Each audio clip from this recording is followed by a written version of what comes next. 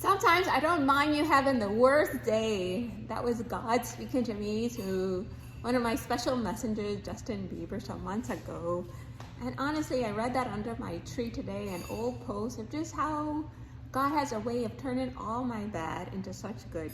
Like every day, running to that tree and being so hurt and sad and disappointed and frustrated and anxious and going crazy, that I went there to talk to God. God's been my psychiatrist, guys. No shame in my game. And he's the best psychiatrist. He's the one who changed my perspective on every aspect of my life. Like this whole situation that had me so upset and running to him was the best thing that could have happened for your girl, because it gave me a new perspective on my life. Like God would figure out these ways just to let me know that he was there with me under this tree. You know, I had these 47 trees that I run to every day, and he will just find something, like a conversation with my daughter Julie, or a conversation with this one, like some glimmer of his presence with me. And all that running to that tree just turned me into God's girl, guys. Like I have no doubt whatsoever how much he is in love with me, how much he approves of me, whether anybody else does or not, it doesn't matter, guys. How he's working working in the spiritual realm on my behalf, helping me with his favor, with his strength, with his wisdom. Oh my gosh, guys. So you have to get to know him for yourself. I don't want to be this happy and peaceful and joyful by myself. I want you walking with God, just knowing that even the bad stuff, guys, I'm thanking him for the bad stuff. Can you imagine? So yes, I needed to have my head knocked up a little bit to get to this point. Like we go through our dark time just to get out to the other side of where God would have us to be. Say, Nikki, no. I don't want you starving for love from anybody. I want you to focus on me and my love for you.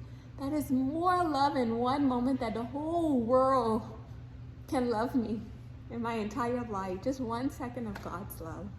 So guys, I don't want you to miss out. Just start having your appointments with him, like my brother said to me under that tree one day. He said, Nikki, I want you to make God a priority. And let me tell you, I ran with that.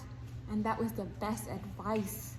You know, to just say, God, what do you have to say to me? God, what is your perspective on this matter? What is your perspective on this circumstance, this relationship, this decision that I need to make? And let me tell you, he just guides my life.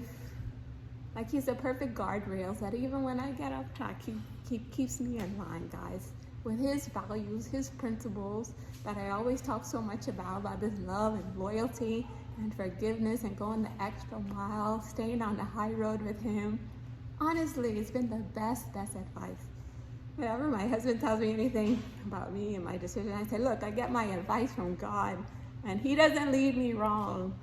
You know, so I want you guys here listening to God, learning his voice, taking your time, because your life is going to be determined by your appointments with God and the time that you take to listen to him, to get his perspective.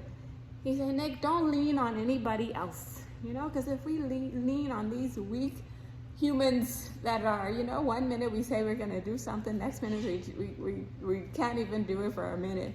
You know, so we can't lean on other humans. We got to lean on God. We got to go to him for our support. That we can go through this world strong and brave, knowing that we're not going alone, that our God is there with us.